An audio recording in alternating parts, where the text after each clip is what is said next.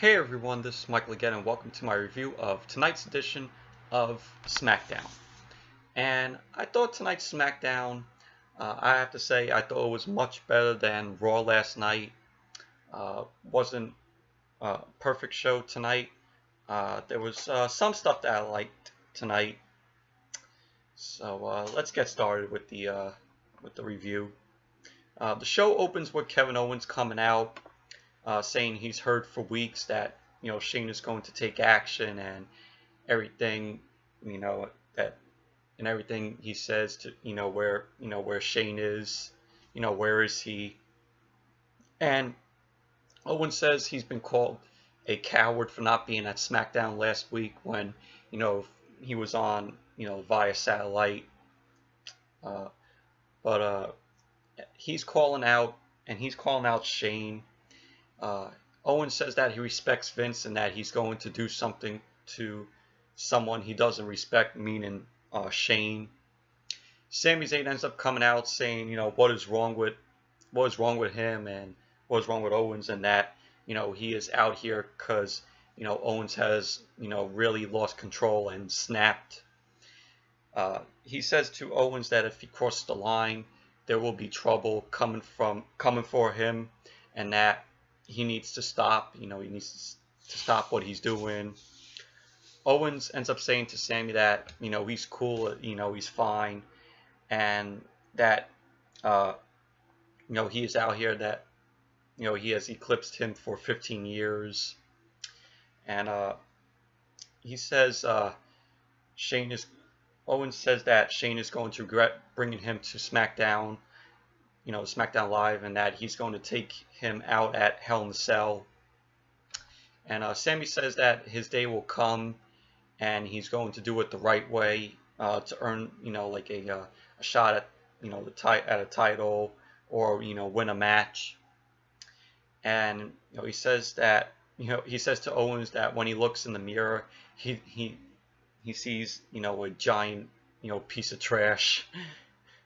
And then Daniel Bryan ends up coming out and says to Owens that Shane is not at the arena yet, and he doesn't know if he will be at the arena tonight, if he will be on SmackDown tonight. And Daniel then makes a match for tonight, and of course it'll be Kevin Owens versus Sami Zayn once again. So, but all in all, it was a decent opening to the show with Kevin Owens and Sami Zayn. And the first match tonight, it was Baron Corbin versus Ty Dillinger. Was pretty much okay, but disappointing end. But it was back and forth between Corbin and Dillinger.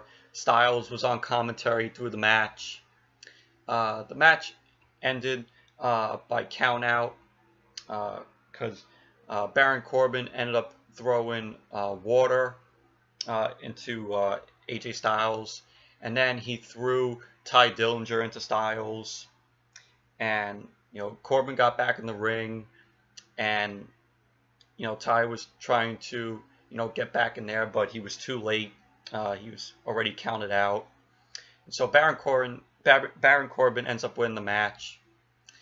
Then after the match, Baron says to Styles, he feels dumb, and Styles feels dumb, and he goes on to say that he knew Styles and Ty were working together, and he says that he's not taking shortcuts, and at Hell in a Cell, he's going to take the United States Championship away from Styles.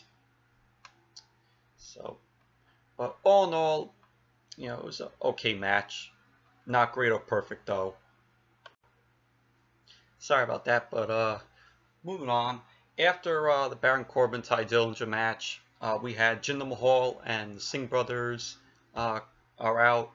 Jinder talks about Nakamura, and he goes on to say that last week he went too far talking about him when Jinder called Nakamura. He was like he called him Mr. Miyagi from the Karate Kid, and apparently people were unhappy about that. They said it was racist, but he says he respects Nakamura and he's going to compliment him, and he puts up more photos of Nakamura's like face expressions, and they all laugh at the pic. The Singh brothers and Jinder Mahal, like they've done for weeks. It's getting old already.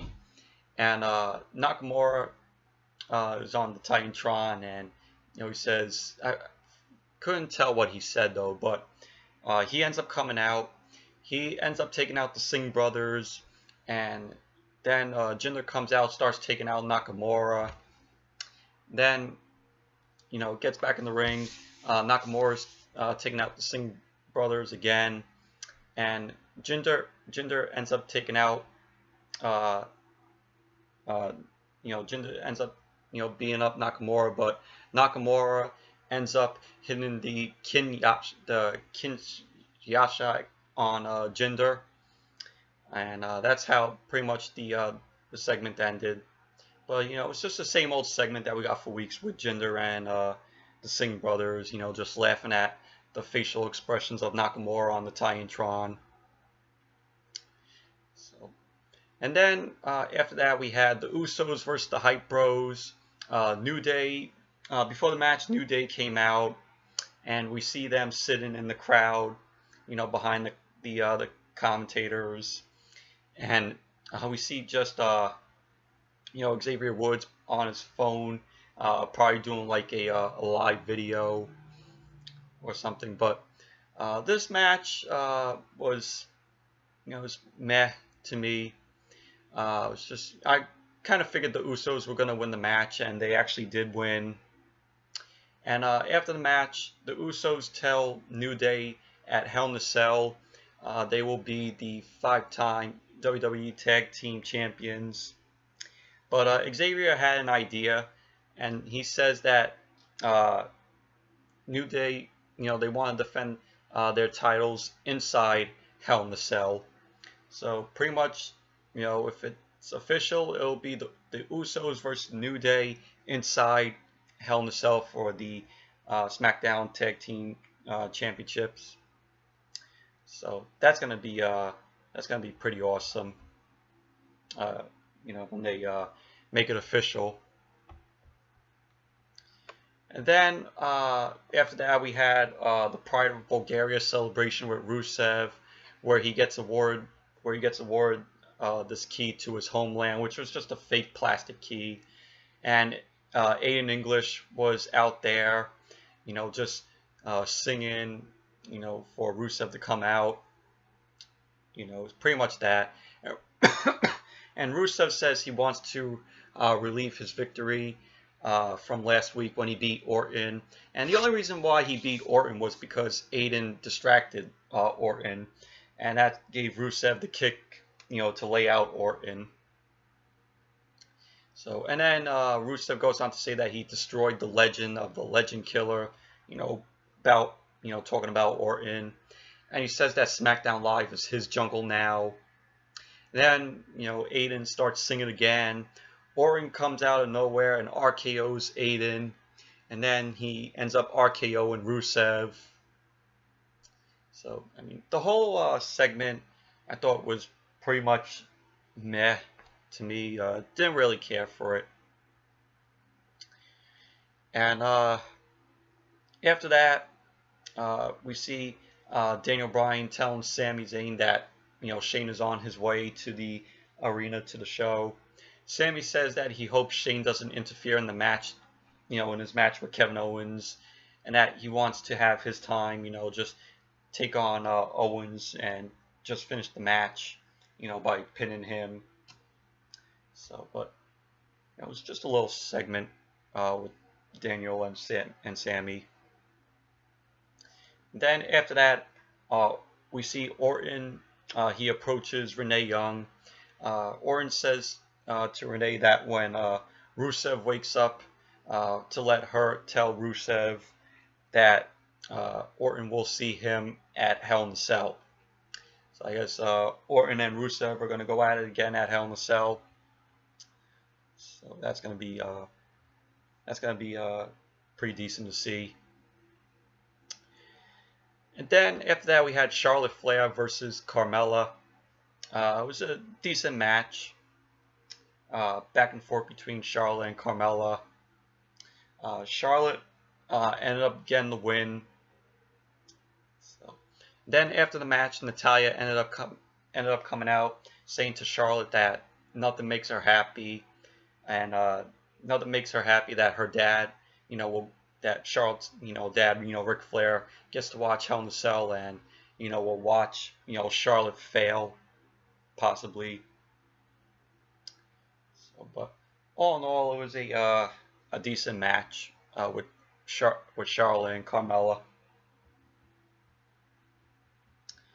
Then after that, we had Dolph Ziggler come out as the Undertaker, saying, like what he's been saying for the past weeks. Oh, you all don't respect me. I'm the best superstar in WWE. The whole saying that he's been saying for weeks. That's coming out as parroting other stars' gimmicks, which is getting old really fast. And then Bobby Roode, surprisingly, Bobby Roode is back. It's been probably like a few weeks or a month since we last saw Bobby Roode on SmackDown. He ends up coming out saying to Dolph that he is an amazing talent and an in-ring competitor, and he ends up calling Dolph a hypocrite. And he says to him he wastes everyone's time, coming out every week parroting other stars' gimmicks. And he ends up telling Dolph, he says, how about Dolph to take on him at Hell in a Cell. Dolph says that that Bobby is what's everything wrong. What everything wrong is about in WWE. And so Dolph ends up, accepting Bobby's challenge at Hell in a Cell. So it will be Bobby Roode versus Dolph Ziggler at Hell in a Cell. And that's going to be a pretty decent match to see. So, it was a decent segment, just for Bobby Roode coming out and returning, since we haven't seen him in like a month. So, and then after that, it was the main event, which was Sami Zayn versus Kevin Owens. Typical match. We've seen both of these guys go at it a lot of times. They both of these stars put on really good matches. But the match ended with Owens powerbombing Sami on the apron, and injured Sami, and the ref had to stop the match. And then Owen, all the officials came from the back trying to help Sami, get to the back, and then just Owens then comes and attacks Sami. He ends up taking a chair, wraps it around Sami's neck, to injure him. But Shane ends up coming out, saving Sami from getting injured. Shane runs down the ramp, and then just Owens just throws Sami into Shane. And that's when Owens made a run through the crowd, pretty much retaliating, wanting nothing to do with Shane. And pretty much that's how the show ended. So, but it was a good match. Both of them put on great matches every time they go at it, but it ended really disappointing. I mean, we've seen Sami and, like I said, we've seen Sami and Owens go at it times before. So, but anyways, that's it for my review of tonight's edition of SmackDown. Thank you all for watching. Be sure to give this video a thumbs up, comment, subscribe, and I'll see you all back here tomorrow night for my Lucha Underground review, which will be night 1 of Ultimate Lucha 3. So be sure to look out for that for my review of that tomorrow night.